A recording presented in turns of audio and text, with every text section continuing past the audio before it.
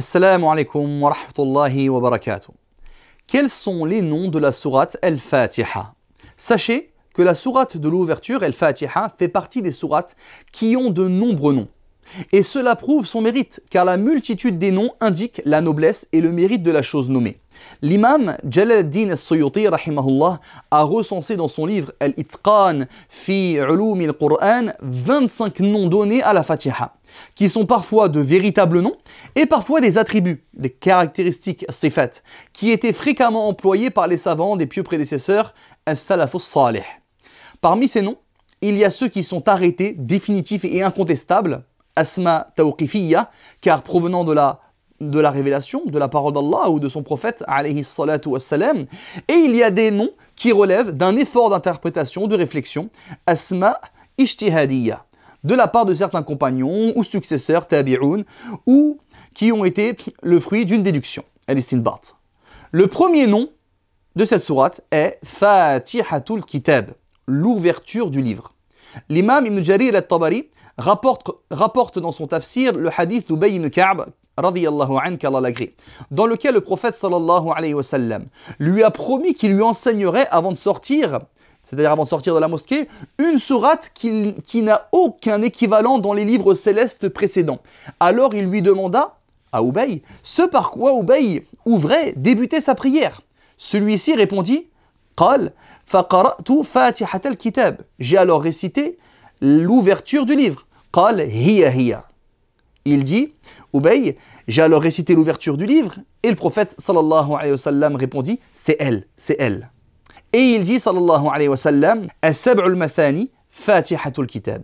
Les 7 répétés sont l'ouverture du livre, rapporté par Al-Hakim avec une chaîne de transmission authentique.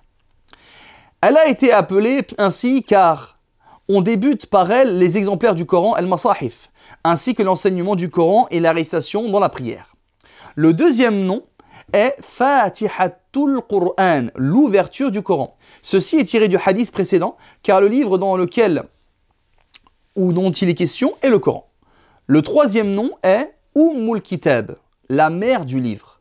Cette appellation est tirée d'un hadith selon Abi Huraira radiyallahu anhu. Le prophète sallallahu alayhi wa sallam a dit Alhamdulillahi Rabbil Alamin, c'est-à-dire la Fatiha, Alhamdulillahi Rabbil Alamin, Ummul Qur'an wa Ummul Kitab wa Sab'ul Mathani.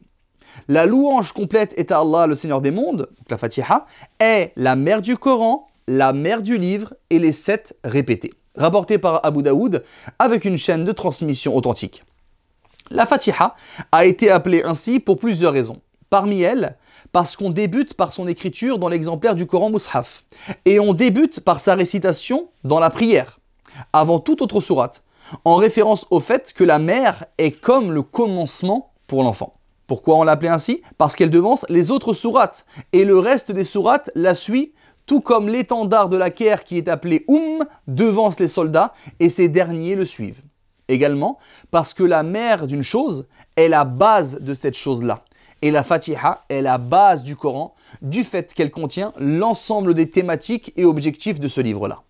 Également, elle a été appelée ainsi parce qu'elle est la meilleure des sourates et la plus méritoire d'entre elles.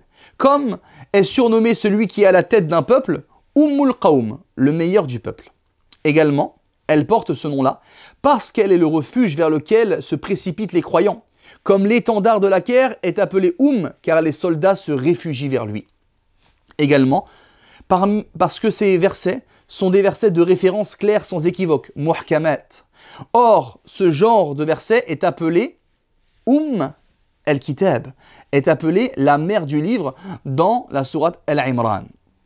Certains pieux prédécesseurs, comme Ibn Sirin, désapprouvaient cette appellation, car elle est utilisée dans le Coran pour désigner d'autres choses. En effet, al-Kitab renvoie dans le Coran à la tablette préservée, al-Lawh al-Mahfouz, comme dans la parole d'Allah, tabaraka wa ta'ala, dans la sourate Ar-Ra'd, lorsqu'il dit « Wa indahu Ummul Kitab » et il a auprès de lui Ummul Kitab, c'est-à-dire la mère du livre, le livre archétype. Et ce terme renvoie aussi au verset de référence al-ayat al-muhkamat, parfaitement clairs et sans équivoque qui ne peuvent être interprétés autrement, comme ceux du licite et de l'illicite, al-halal wal-haram, ceux des peines légales, al-hudud et des obligations. Comme dans la parole d'Allah Azza wa Jalla de la sourate Al-Imran, هو الذي أنزل عليك الكتاب منه آيات محكمات هن أم الكتاب وأخر متشابهات. Il est celui, Allah, qui a fait descendre sur toi le livre.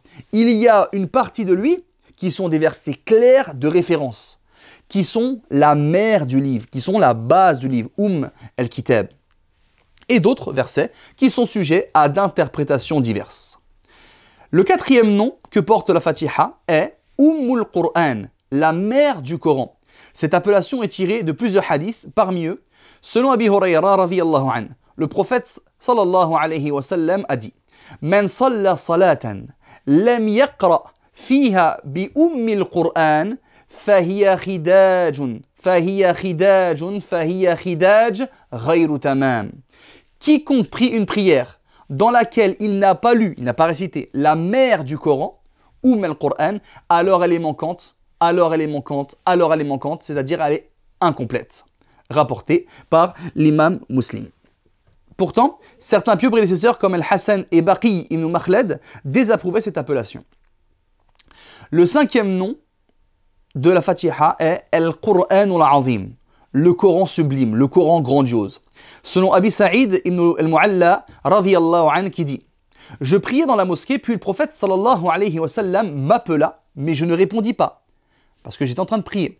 Je viens à lui lorsque je l'ai fini, lorsque j'ai fini ma prière. Le prophète sallallahu alayhi wa sallam me dit alors: Qu'est-ce qui t'a empêché de venir vers moi? C'est-à-dire lorsque je t'ai appelé. Je lui dis: Je priais au messager d'Allah.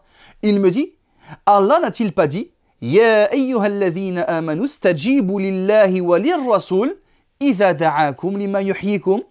Ô vous qui avez cru, répondez à Allah et au messager lorsqu'il vous appelle à ceux qui vous donnent la vraie vie. Puis il dit sallallahu alayhi wa sallam: Je vais assurément t'enseigner une sourate qui est la plus grandiose des sourates du Coran avant que tu sortes de la mosquée. Le prophète sallallahu alayhi wa sallam me prit alors par la main et je lui dis: Ô messager d'Allah, ne m'as-tu pas dit que tu m'enseignerais une sourate qui est la plus grandiose des sourates du Coran? Il me répondit sallallahu alayhi wa sallam: Alhamdulillahi rabbil alamin, donc la Fatiha, hiya sab'ul mathani wal Qur'anul azim alladhi utituh. Il dit: La louange complète est à Allah, le Seigneur des mondes, donc la Fatiha, est les 7 répétés et le Coran grandiose sublime qui m'a été donné, rapporté par l'imam al-Bukhari. On poursuit la suite des noms dans une prochaine vidéo, Inch'Allah. Restez connectés et n'oubliez pas de partager. Barakallahu fikum wa akhiru da'wana anil hamdulillahi rabbil alamin.